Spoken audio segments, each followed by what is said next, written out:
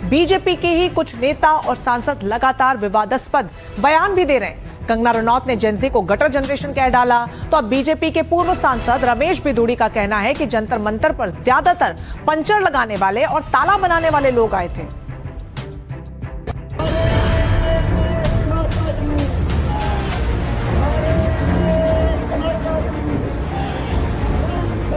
वो जो बेरोजगार पंचर लगाने वाले वहाँ पर ज्यादा थे, ताला बनाने वाले वहाँ पर ज्यादा थे, पंचर लगाने वाले मालूम ही है आपको। नीट पेपर लीक के खिलाफ जंतर मंतर पर जेनजी और छात्रों के आंदोलन को आजाद भारत के इतिहास में युवाओं का सबसे अनोखा और प्रभावशाली प्रदर्शन माना जा रहा है। 20 जुलाई को हुए चलो संसद मार्च के दौरान जंतर मंतर के आसपास हजारों युवाओं का हुजूम उमड़ पड़ा। बड़ी संख्या में लड़कियां भी थी, लेकिन बीजेपी के पूर्व सांसद रमेश बिधूड़ी को इनमें से ज्यादातर लोग पंचर बनाने वाले दिख रहे हैं। पंचर लगाने वाले वहाँ पर ज्यादा थे, ताला बनाने वाले वहाँ पर ज्यादा थे, पंचर लगाने वाले मालूम ही है आपको, वो लोग वहाँ पर ज्यादा थे और छात्र लोग वहाँ पर कम थे। ये भी मैं आपको जानकारी देना चाहता हूँ।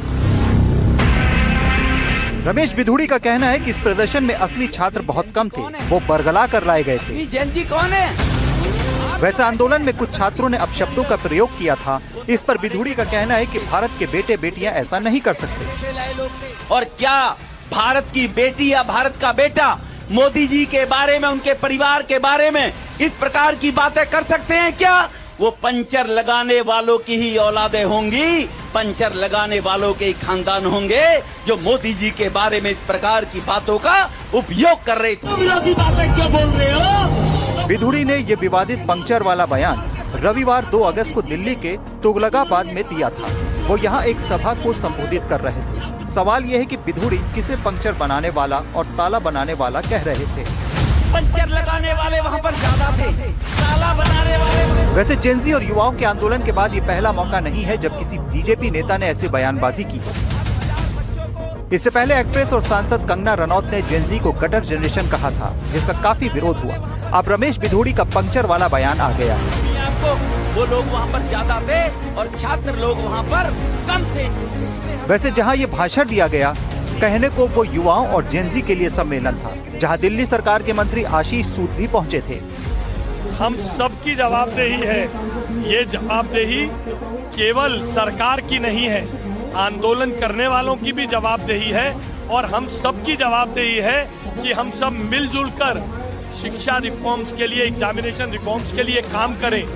ये भटके हुए देश का नौजवान जिसको गुमराह करने का प्रयास किया जा रहा है, जिसको मिसगाइड करने की कोशिश की जा रही है, तो उस जैन जी को साक्ष्यों सहित सब चीज़ों से अवगत कराना ये दायित्व बनता है कि सरकारों की अगर अकाउंटेबिलिटी है तो विपक्ष की भी अकाउंटेबिलिटी है।